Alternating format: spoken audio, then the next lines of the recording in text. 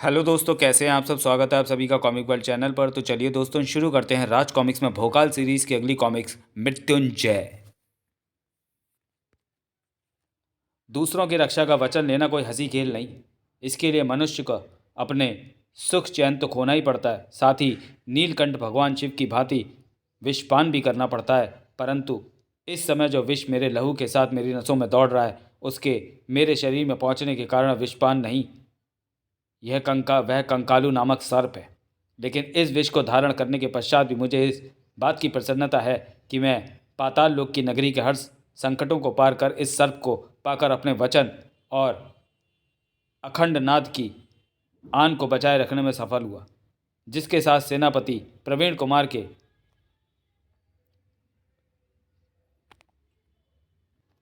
बेटे की जीवन डोर बंधी हुई है। इस सर्प का विष उन्हें जीवन दान दे सकता है। इसे उन तक पहुंचाने में सफल हो जाऊं, फिर सोचूंगा कि अपने शरीर में बहते विष का शिकार बनकर मैं मृतक कहलाता हूं या अपने प्रयत्नों से इस विष से छुटकारा पाकर कहलाता हूं मृत्युंजय भोकाल। और मृत्युंजय कहलाने का उपाय भोकाल के मस्तिष्क में कौंधा भी। कंकालू और पतालू सर्पों के विष एक दूसरे की काट है। पतालू सर्प का विष मेरे शरीर में मौजूद कंकालू सर्प के विष को प्रभावहीन कर सकता है, इसलिए इसलिए पतालू सर्प को लाओ। मैं अभी उसे लाया। पतालू सर्प लेने गया प्रवीण कुमार आतंक और भय से लबालब भरी वह विस्फोटक सूचना लेकर वापस लौटा। पतालू सर्प गायब है। निश्चित मृत्यु की तरफ बढ़ते भोकाल को जीवन देने वाला पतालू सर्प गायब था और उसकी जगह मौजूद था वह पत्र। अप्रिय भोकाल, पतालू सर्प यहाँ से 500 कोस दूर स्थित शिव गंगा नामक पर्वत की चोटी पर बने शिव मंदिर में मौजूद है। तुम वहाँ पहुँचकर उसका विष ग्रहण कर सकते हो। तुम्हें वहाँ पहुँचने में उतनी देर लगेगी जितनी देर तुम्हारा शरीर तुम्हारे प्राण रखने की क्षमता रखता है। उसे पा सको तो पा लो। तुम्हारा शुभ चिंतक दुर्गमा। पतालू सर्प को यहाँ से ले जाकर शिव गंगा पर्वत पर पहुँचाने वाला ये दुर्गमा कौन है? अपने जीवन में मैं इस नाम को पहली बार ही सुन रहा हूँ। कौन है ये?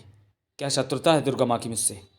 यह इन प्रश्नों में उलझने का समय नहीं है महाबली, इसलिए शीघ्र पतालू सर्प को प्राप्त करने की सोचिए। आपने ठीक कहा राजवैद्य जी, मुझे तुरंत ही पतालू सर्प को प्राप्त करने के लिए निकल जाना चाहिए। ओह! भोकाल सहित सभी के मस्तिष्क से घन की भांति टकराई वह आवाज़, जो निसंदेही अखंडनाथ घंटे की आवाज़ थी, जो भोकाल को यह याद दिलाती थी कि उसने अखंडनाथ को बचाने वाले की तत्काल सहायता करने का वचन लिया हुआ है और वह वचन उसे निभाना था अपने प्राणों की परवाह किए बगैर। अपना ध्यान घंटे की आवाज़ से हटाओ महाबली, क्योंकि इस समय तुम्हें आवाज़ की दिशा में नहीं बल्कि उस दिशा में जाना है जो तुम्हारे प्राणों की रक्षा करेगी। नहीं प्रवीण कुमार जी, मेरे लिए उन प्राणों का कोई महत्व नहीं जो वचन भंग करके बचे। इसलिए मेरा उस दिशा में जाना अत्यंत आवश्यक है जहाँ मेरे मन मस्तिष्क में वचन का अलग जगाने वाली वह आवाज़ आ रही है। अपने जीवन के खोते हुए क्षणों की चिंता किए बिना वह महाबली वहाँ से रवाना हुआ और कुछ ही क्षणों में वहाँ पहुँच गया जहाँ मौजूद था अखंडनाद और उसे बजाने वाला फरियादी। कृपया अब इस घंटे को बजाना बंद कीजिए श्रीमान। इसकी आवाज़ का दास भोकाल आपके समक्ष पहुँच चुका है। धन्यवाद महाबली, मुझे तुम्हारी सहायता की अत्यंत आवश्यकता है। मैं एक व्यापारी हूँ। मैं अपने परिवार के साथ व्यापार करने विकासनगर आ रहा था कि अचानक कुछ राक्षसों ने हम पर आक्रमण कर दिया। मैंने अपने साथियों के साथ उनका मुकाबला करना चाहा, परंतु वह हमें बुरी तरह घायल कर मेरी 2 युवा पुत्रियों को उठाकर अपने साथ ले गए। मुझे अपने दोनों पुत्रियां वापस चाहिए भोकाल। मैंने सुना है कि तुम ऐसा कर सकते हो। अगर देवता ने चाहा तो ऐसा ही होगा मान्यवर, परंतु क्या आप बता सकते हैं वे राक्षस आपकी पुत्रियों को कहाँ ले गए? नहीं, इस बारे में मुझे कुछ नहीं मालूम। ओह, इस तरह तो आपकी पुत्रियों को ढूंढना अत्यंत कठिन हो जाएगा। भोकाल के चेहरे पर एक क्षण के लिए चिंता के भाव आए। व्यापारी ने जिसका अर्थ वह लगा लिया। मैंने जो तुम्हारे बारे में सुना वह झूठ लगता है। तुम शायद मेरी सहायता नहीं कर पाओगे। ऐसा नहीं है मान्यवर। न भोकाल झूठा और न इस घंटे की आवाज़। आपकी पुत्रियों को ले जाने वाले राक्षसों का पता लगाना दुष्कर अवश्य सही, परंतु असंभव नहीं है। इसलिए अगर भोकाल का जीवन शेष रहा तो आपकी पुत्रियां आपको अवश्य वापस मिलेंगी। अपने खून में बहती मौत को भूलकर किसी और के दुख को दूर करने निकल पड़ा वह मानवता रक्षक। व्यापारी की पुत्रियों को ले जाने वाले राक्षसों का पता लगाने के लिए मुझे अपनी उस शक्ति की सहायता लेनी होगी जिसकी अद्भुत चमत्कारी दृष्टि से ब्रह्मांड का कोई भी कोना नहीं बचा है, और उस शक्ति का नाम है तिलिस्मा। तिलिस्मा तिलिस्मी ओलंपक को तोड़ने के पश्चात भोकाल को उपहार स्वरूप मिला वह महल। तिलिस्मा के संबंध में जानने के लिए पढ़े भोकाल सीरीज की कॉमिक तिलिस्मा, जिसमें ब्रह्मांड के हर कोने का आंखों देखा हल बताने की अद्भुत शक्ति थी, जो आज कड़ी कसौटी पर था। और इस कसौटी में 100% सफल हुई तिलिस्मा की शक्ति। ये दुष्ट लोक है जिसके सम्राट नट राक्षस के विशेष महल में मौजूद है आपकी वांछित युवतियां। धन्यवाद तिलिस्मा। अब मैं शायद मृत्यु की गोद में जाने से पहले अपना वचन निभा सकूं। अपने जीवन की सबसे तेज गति से दुष्ट लोक की तरफ उड़ता भोकाल प्रार्थना कर रहा था, हे महागुरु, आप सदा अपने इस बालक को दुष्टों और पापों से लड़ने की शक्ति प्रदान करते आए। आज मुझे इतनी शक्ति अवश्य प्रदान करना कि मेरे शरीर से मेरे प्राण वचन को निभाने के पश्चात ही निकलें। अपने वचन को निभाने के लिए भोकाल के चेहरे पर कठोरता और दृढ़ता के भाव अवश्य थे, लेकिन विष के प्रभाव से पथरा रही उसकी आंखों से स्पष्ट हो रहा था कि उसकी सांसों की डोर धीरे धीरे टूट रही है। पर उस महाबली का ध्यान अपनी टूटती सांसों पर नहीं, अपने लक्ष्य दुष्ट लोक पर लगा हुआ था, जिस तक वह शीघ्र अतिशीघ्र पहुंच जाना चाहता था। भोगाल की इस दशा का भरपूर आनंद उठा रहा था दुर्गमा। उड़ और तेज उड़ भोकाल, परंतु तू नहीं जानता कि तू इतनी तेजी से जिस दुष्ट लोक की तरफ उड़ता जा रहा है, तुझे वहां पहुंचने की योजना मेरी बनाई हुई। मैंने ही सूक्ष्म रूप में दुष्ट लोक के सम्राट नट राक्षस के शरीर पर कब्जा करके उसे विकास नगर लाने और वहां व्यापारी के काफिले पर आक्रमण करके उसकी पुत्रियों को दुष्ट लोक ले जाने के लिए विवश किया। बचाओ! और ये योजना मैंने इसलिए बनाई कि व्यापारी तेरी सहायता प्राप्त करने तेरे पास पहुंचेगा और फिर तू अपने शरीर में मौजूद कंकालू के सर्प के विष की चिंता किए बिना तत्काल उसकी सहायता के लिए निकल पड़ेगा। और तूने ऐसा ही किया। अब तेरी मृत्यु निश्चित है, क्योंकि मेरी योजना के जाल में फंसकर तू जिस दुष्ट लोक में जा रहा है भोकाल, वहां से तू कदापि वापस नहीं आ पाएगा। और एक पल के लिए तेरी वापसी संभव मान भी लें तो मृत्यु से तू फिर भी नहीं बच पाएगा, क्योंकि कंकालू सर्प का विष तुझे निश्चित ही मार डालेगा। वापस लौटकर तेरे पास इतना समय बचेगा ही नहीं कि तू उस विष की काट प्राप्त कर ले। मेरी परीक्षा के इस कठिन चरण में तू हर हाल में मरेगा भोकाल, और मैं हर हाल में तेरे स्थान पर विश्व का नया महाबली बनूंगा। दूसरे ही क्षण दुर्गमा के कंठ से उबल पड़ा गर्व से भरा हुआ ठहाका। अपने नए महाबली के स्वागत की तैयारी करो पृथ्वीवासियों, क्योंकि मेरे परीक्षा में अनुत्तीर्ण होकर नष्ट होने जा रहा है तुम्हारा पुराना महाबली भोकाल। इधर दुर्गमा भोकाल की मौत की और इधर पूरा विकास नगर कामना कर रहा था अपने रक्षक भोकाल की सफलता की। हे पवन पुत्र, हमारे स्वामी की रक्षा करना। महाबली भोकाल की सफलता के लिए आहुति डालो। हे काली मैया, हम सबकी बलि ले ले और बचा दे हमारा रक्षक भोकाल। यही है दुष्ट लोक, और यही मौजूद है फरियादी व्यापारी की वे पुत्रियां जिन्हें लेकर मुझे वापस लौटना है अपनी मृत्यु से पहले। ओह, विष के प्रभाव के कारण मेरे कदम लड़खड़ा रहे हैं। मुझे संभल कर आगे बढ़ना होगा।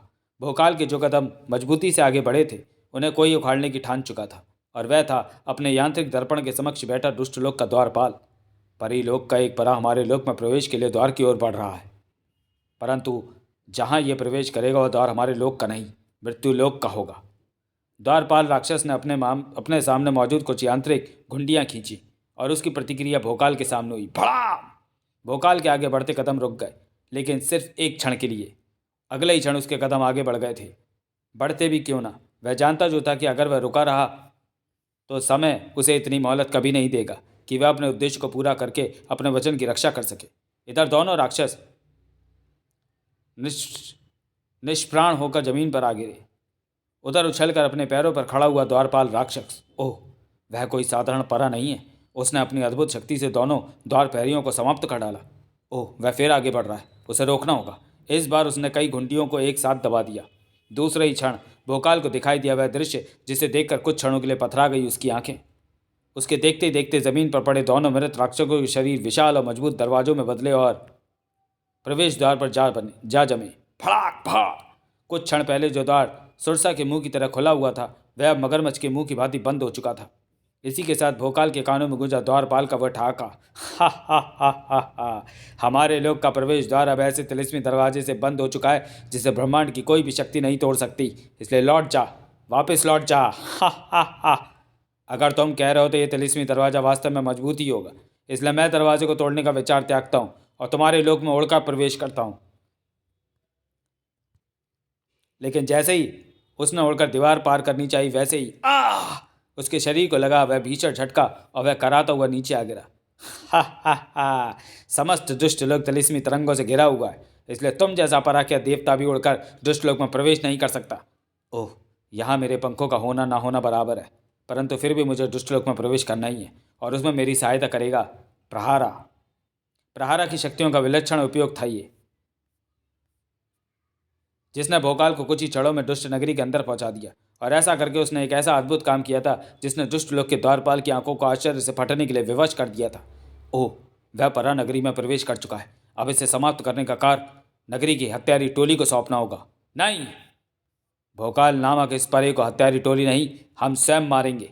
इसलिए सभी को आदेश दे दो कि उसे कोई न रोके, उसे आगे बढ़ने दिया जाए तब तक जब तक वह इस नगरी के सम्राट नटराक्षस के हाथों मरने के लिए पूरी तरह हमारे शिकंजे में नहीं फंस जाता।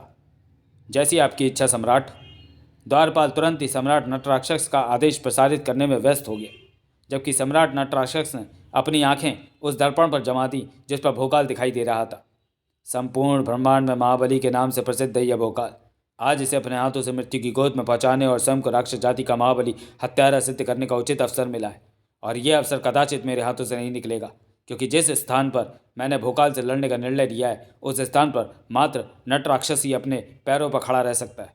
उसका प्रतिद्वंदी तो पलक झपकते ही काल के गाल में पहुंच जाता है। भोकाल भी वहीं पहुंचेगा। उस भोकाल को काल के गाल में पहुंचाने की साजिश रचा था नटराक्षस, जिसका जीवन पहले से ही क्रूर काल से पंजा लड़ रहा था और उसमें धीरे धीरे पराजित होता जा रहा था। उफ, विष मुझे विचलित कर रहा है, इसलिए मेरा मस्तिष्क मेरे नियंत्रण में नहीं है, जिसके कारण मेरा प्रहारा से संबंध टूट रहा है, जिसके कारण गदा गायब हो गई है। विष के प्रभाव से लड़खड़ाते भोकाल के कदमों ने मानो उसके शरीर का साथ छोड़ दिया था। तभी तो एक साधारण ठोकर लगने से ही नीचे आ गिरा था वह शरीर जो बड़े से बड़े तूफानों को भी अपने सीने पर झेलकर अडिग पर्वत की भांति खड़े रहने का साहस रखता था। विष के प्रभाव से मेरा शरीर अत्यंत दुर्बल हो गया है, परंतु मैंने अपने शरीर को निढाल होकर नहीं गिरने देना है, क्योंकि इस शरीर ने अपना वचन पूरा करना है, अपनी सौगंध निभानी है। वचन की याद ने एक बार फिर उसके शरीर में नई स्फूर्ति भर दी थी। एक बार फिर उठकर वह दृढ़ कदमों से आगे बढ़ रहा था, लेकिन कुछ ही दूर चलने के बाद उन कदमों को एक बार फिर रुक जाना पड़ा। और इस बार उनके रुकने का कारण दुर्बलता नहीं, बल्कि वह था जिसने भोकाल जैसे महाबलियों की हड्डियों में भी सर्द सेरन की लहर दौड़ा दी। धरा अत्यधिक तीव्र गति से नीचे खिसकती जा रही है। मात्र इतना रास्ता बचा है कि मैं बड़ी कठिनाई से इस पर खड़ा हो सकता हूँ। भोकाल के देखते ही देखते उसके दोनों तरफ की जमीन पर दूर दूर हजारों हाथ गहरे तक धंसती चली गई। ओह, इस समय मैं एक ऐसे पतले रास्ते पर खड़ा हुआ हूँ जो हजारों हाथ गहरी खाई पर बना हुआ है, और मुझ में इतनी भी ताकत नहीं कि मैं अपने पैरों को हिलाकर उड़ सकूं। अब मैं ना आगे जा सकता हूँ और ना पीछे, क्योंकि इस अत्यंत पतले रास्ते पर चलने का एक ही अर्थ है, मृत्यु को निमंत्रण देना। अपनी मृत्यु को निमंत्रण तो तू उसी समय दे चुका था भोकाल, जब तूने हमारी नगरी में प्रवेश किया था, परंतु तेरे नियंत्रण पर मृत्यु अब मेरे रूप में तेरे सामने आ पहुंची है। दुष्ट नगरी का सम्राट नटराक्षस। हाँ, और ये रही वे युवतियां जिन्हें लेने तू यहाँ आया, लेकिन उस रास्ते पर चलकर तेरा इन तक पहुंचना कदापि संभव नहीं हो पाएगा। इसलिए मैं ही तेरी मृत्यु बनकर तुझ तक पहुंच जाता हूं, क्योंकि नटराक्षस के लिए इस रास्ते पर चलना बच्चों के खेल के सिवा कुछ नहीं है। विस्मित कर देने वाला ढंग से आगे बढ़ा नटराक्षस, और भोकाल उसे आंखें फाड़े देखता रह गया। वह इस रास्ते को ऐसे उछलता कूदता आ रहा है जैसे राजमार्ग पर चल रहा हो। ओह, तभी उसका नाम नटराक्षस है, यानी वे राक्षस जो नट भी है। पलक झपकते ही भोकाल के सामने पहुंचा नटराक्षस। इस रास्ते पर मुझसे युद्ध करके दिखा कि तू कितना बड़ा महाबली है। यह अवश्य इस रास्ते पर लड़ने में सिद्धहस्त है, जबकि मुझे ना तो कभी ऐसी जगह पर लड़ने का अभ्यास है और ना ही मैं इस रास्ते पर संतुलित ढंग से खड़ा हूँ। विष के प्रभाव से मेरे कदम बुरी तरह डगमगा रहे हैं। ओह, वह मुझ पर वार करने जा रहा है, लेकिन भोकाल ने इस स्थिति से अधिक देर तक बचे नहीं रहना था, क्योंकि मुझे प्रहारा की सहायता से उसे रोकना होगा। प्रहारा की सहायता से अगर भोकाल ने स्वयं को बचा ना लिया होता तो नटराक्षस के वार से वह लाश बनकर गहरी खाई में गिर गया होता। जहाँ वह डर रहा था वहाँ उसका खड़ा रहना भी मुश्किल था, जबकि वहीं उसका प्रतिद्वंदी बड़ी कुशलता से उछल रहा था और उस पर वार कर रहा था। जहाँ भोकाल का प्रतिद्वंदी नए उत्साह से भरकर उस पर वार किए जा रहा था, वहीं भोकाल की नसों में बहता विष उसके शरीर पर तेजी से अपना प्रभाव डाल रहा था और उसके शरीर के साथ साथ उसके मस्तिष्क को भी कमज़ोर कर रहा था। और ज्यों ज्यों उसका मस्तिष्क उसका साथ छोड़ रहा था, त्यों त्यों मस्तिष्क से संचालित होने वाले चमत्कारी अस्त्र प्रहारा की शक्तियाँ भी उसके साथ छोड़ रही थीं। उफ, भोकाल की हालत बतला रही थी कि वह पस्त होता जा रहा था, और लड़ाई में जब कोई योद्धा इस तरह पस्त हो जाता है तो उस पर हावी होने लगती है मृत्यु भोकाल पर हावी हुई, क्योंकि नटराक्षस के इस वार के साथ ही भोकाल का शरीर हजारों हाथ गहरी खाई की तरफ लहरा उठा था। अब बस भोकाल के शरीर के खाई की कठोर सतह तक पहुंचने भर की देर थी, फिर भोकाल ने समाप्त हो जाना था, और उसके साथ ही समाप्त हो जाना था भोकाल का वचन और अखंड नाथ की मान मर्यादा। लेकिन वैसा ना हुआ, क्योंकि सतह तक पहुंचने से पहले ही भोकाल ने अपनी डूबती सांसों को संजोया और चीख पड़ा, भोकाल। महागुरु भोकाल का चमत्कारी नाम था वह, जिसे पुकार कर भोकाल को मिली नई शक्ति, हवा में उड़ने वाली अद्भुत ढाल और किसी भी शक्ति का सीना चीर देने वाली विलक्षण तलवार। खट खट ऊह। पापी अपने पाप के सहारे कुछ क्षणों के लिए जीवन के दुर्गम रास्ते पर ठहर तो सकता है नटराक्षस, परंतु पुण्य के समक्ष अंततः उसे पराजित होना ही होता है। नटराक्षस द्वारा तैयार की गई खाई में उसे ही ढकेल कर भोकाल उन दोनों युवतियों तक पहुंचा और उन्हें लेकर ढाल की सहायता से तुरंत ही विकास नगर की तरफ उड़ चला। शीघ्र ही विकास नगर पहुंचकर भोकाल ने व्यापारी को उसकी पुत्रियां सौंप दी। बहुत बहुत धन्यवाद महाबली। महाबली भोकाल की जय। भोकाल के लिए सभी के चेहरे पर प्रशंसा के भाव थे, लेकिन दुर्गमा के चेहरे पर अभी भी जमाने भर की धूर्तता अटखेलियां कर रही थी। दुष्ट लोक से व्यापारी की पुत्रियों को लाकर तूने अपने वचन को और अखंडनाथ की आवाज़ की लाज तो रख ली भोकाल, परंतु तेरे पास इतना समय नहीं बचा कि तू अपने प्राण बचा ले, इसलिए तू मरेगा, हर हाल में मरेगा। ठीक तभी मुंह से नीले झाग उगलता भोकाल नीचे गिरा। इसी के साथ दुर्गमा की आंखों की चमक और बढ़ गई। हा। भोकाल के पास अब मात्र कुछ ही क्षणों का जीवन शेष है। दुर्गमा का सोचना सही था। भोकाल की तड़पन बता रही थी कि अब वह इस दुनिया में सिर्फ कुछ ही पलों का मेहमान था, क्योंकि जिस जहर से उसका जीवन बच सकता था वह वहाँ से बहुत दूर था। इसलिए कुछ ही क्षणों में उसका भोकाल तक या भोकाल का उस तक पहुँचना असंभव था। लेकिन कभी कभी असंभव भी संभव हो जाता है। यस, असंभव भी संभव हुआ था, क्योंकि जो सर्प उस समय भोकाल के शरीर में अपने दांत गड़ा रहा था वह पतालु सर्प ही था, और वह सर्प सेनापति प्रवीण कुमार के हाथ में थमा था। तुम्हारे उपकारों का भार उतारने का इससे अच्छा अवसर मेरे पुत्र धर्मेंद्र कुमार को और कहाँ मिलता। इसलिए जिस समय तुम राक्षसों व्यापारी की पुत्रियों को बचाने निकले, उसी समय अपने भाई विजय कुमार के मना करने के बाद भी वह अकेला शिव गंगा पर्वत पर पतालु सर्प को लेने निकल गया और उसे लेकर वापस लौटा भी, लेकिन पतालु सर्प ने उसे डस लिया था। पतालु सर्प मुझे सौंपकर उसने उसके जहर के प्रभाव से अपना दम तोड़ दिया। धर्मेंद्र, महाबली के शरीर में इसके विष का प्रवेश हो चुका है। अब इस सर्प का एक भी क्षण जीवित रहना ठीक नहीं। अपने पुत्र की मृत्यु का तनिक भी दुख नहीं था सेनापति प्रवीण कुमार को। मुझे गर्व है अपने पुत्र धर्मेंद्र की मृत्यु पर कि उसने बलिदान देकर विश्व रक्षक के प्राण बचाए। भोकाल की तड़पन धीरे धीरे शांत होती जा रही थी। वह शांति इस बात का घोतक थी कि पतालु का विष कंकालू के विष को समाप्त कर रहा है। इस शांति को देखकर भला कैसे न तिलमिला उठता दुर्गमा। भोकाल मेरी कठिन परीक्षा में भी सफल हुआ और मैं हार गया। समाप्त। तो चलिए दोस्तों, वीडियो को यही समाप्त करते हैं और मिलते हैं भोकाल सीरीज़ की अगली कॉमिक्स लक्ष्य में। तब तक के लिए धन्यवाद।